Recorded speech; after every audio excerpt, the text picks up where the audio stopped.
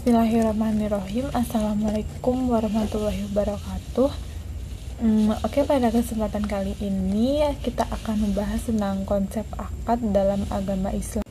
Jadi pada materi konsep akad dalam Islam kita akan membahas 6 poin, yaitu yang pertama pengertian akad, yang kedua rukun akad, yang ketiga syarat akad, yang keempat pembagian akad, lalu yang kelima itu implikasi akad, dan yang terakhir yaitu berakhirnya akad dalam agama Islam. Yang pertama yaitu pengertian akad. Jadi akad adalah hukum Islam dengan ciri perjanjian dalam hukum Indonesia. Akad berasal dari kata al-aqdu yang berarti ikatan, mengikat, menyambung, atau menghubungkan.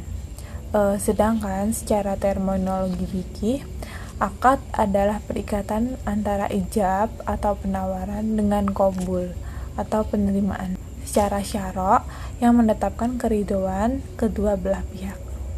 Akad juga dapat diartikan sebagai tindakan hukum dua pihak karena akad adalah pertemuan ijab yang merepresentasikan kehendak dari satu pihak dan qabul yang menyatakan kehendak orang lain. Selanjutnya adalah akibat hukum dari akad yang telah dilakukan. Dalam soal ini dicontohkan yaitu akad jual beli. Jadi yang pertama itu akibat hukum pokok akad. Dalam jual beli, akibatnya adalah harus melakukan perpindahan hak milik atas suatu barang dari penjual kepada pembeli dengan imbalan dari pembeli. Sedangkan akibat hukum tambahan akad yaitu dalam konteks jual beli, maksudnya realisasi penjual berkewajiban menyerahkan barang yang merupakan hak pembeli, begitu juga dengan imbalan yang merupakan hak penjual. Rukun akad. Rukun akad adalah sikat akad yang berupa ijab dan qabul atau perbuatan yang menunjukkan adanya keridhaan untuk melakukan pertukaran baik berupa ucapan maupun perbuatan. Rukun akad ada 4, yakni ada para pihak yang membuat akad. Akid adalah orang yang berakad atau subjek akad atau pihak yang melakukan transaksi atau bisa diartikan sebagai orang yang memiliki hak dan yang akan diberi hak seperti jual beli. Yang kedua, ada pernyataan kehendak para pihak. Sigat adalah ijab qabul yang berarti ungkapan antara kedua belah pihak yang melakukan transaksi atau kontrak atas hal yang dengan kesepakatan, maka akan terjadi pemindahan hak antar kedua belah pihak tersebut. Yang ketiga, ada objek akad. Makhluk akad adalah benda yang akan diakadkan, seperti benda yang dijual dalam akad jual beli. Dalam akad hibah, contohnya itu ada pemberian, gadai, dan utang. Yang keempat, ada tujuan akad. Tujuan pokok akad hibah adalah memindahkan barang dari pembeli kepada yang diberi untuk memilikinya tanpa ada pengganti. Syarat akad. Yang pertama itu ada pelaku akad memiliki tingkat kecakapan bertindak hukum. Yang kedua, ada objek akad diakui oleh syara. Yang ketiga, ada akad tidak terlarang oleh nas dan syara. Yang keempat, ada akad yang dilakukan memenuhi syarat khusus dan syarat umum. Yang kelima, ada akad sifatnya bermanfaat. Yang keenam, ada ijab tetap utuh sampai terjadinya qabul.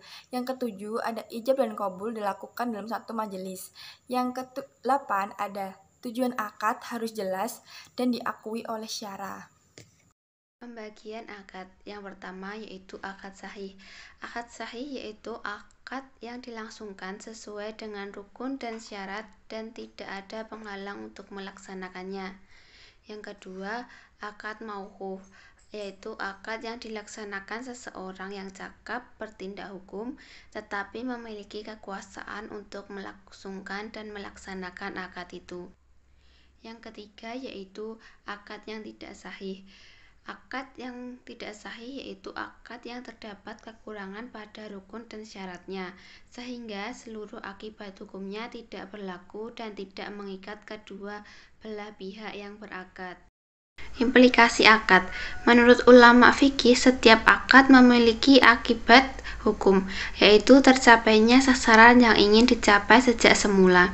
Artinya, setiap akad yang dibentuk oleh pihak yang melakukan akad memiliki tujuan dasar yang ingin diwujudkannya.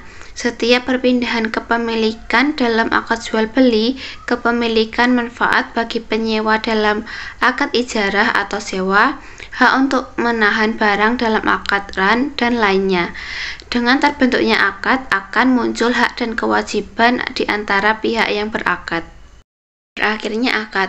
Menurut Ghazali tahun 2010, suatu akad dapat dikatakan berakhir apabila memenuhi beberapa kriteria, di antara lain yaitu sebagai berikut.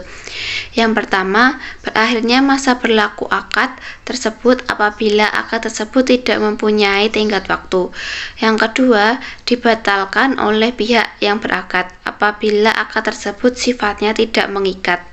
Yang ketiga, dalam akad sifatnya mengikat, suatu akad dapat dianggap berakhir apabila yang pertama yaitu jual beli yang dilakukan fasad, yang kedua berlakunya khiyar syariat, aib atau ruqyat, yang ketiga akad tidak dilakukan oleh salah satu pihak secara sempurna, yang keempat salah satu pihak yang melakukan akad meninggal dunia.